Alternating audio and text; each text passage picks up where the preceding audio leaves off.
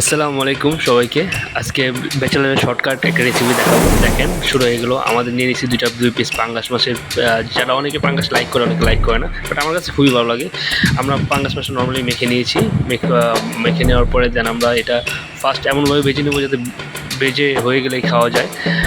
So আমরা তারপরে কড়াই নর্মালি যে প্রসিডিউর তেল নিয়ে গরম হয়ে গেলে আমরা পাঙ্গাস মাছগুলো ছেড়ে দিলাম। আসলে ব্যাচেলার লাইফ যারা থাকে তারাই বুঝতে পারবে আসলে ব্যাচেলার লাইফ বলতে কী। যারা পরিবার ছেড়ে মা বাবা ছেড়ে ব্যাচেলার লাইফ লিড করে তারা আসলে ফিল করতে পারে ব্যাচেলার লাইফ জীবনটা কী। যারা পরিবারের থেকে ব্যাচেলার লাইফের ফিল কখনোই বুঝতে পারবে না। আসলে ব্যাচেলার যারা আমরা থেকেছি বা থাকি তারা বুঝতে পারি যে ব্যাচেলার লাইফ মানে কি।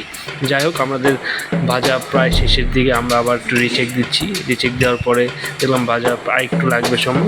দেন 5-10 মিনিট পরে নর্মালি আপনার টেম্পারেচার হিটের উপরে নিয়ে ডিপেন্ড করবে।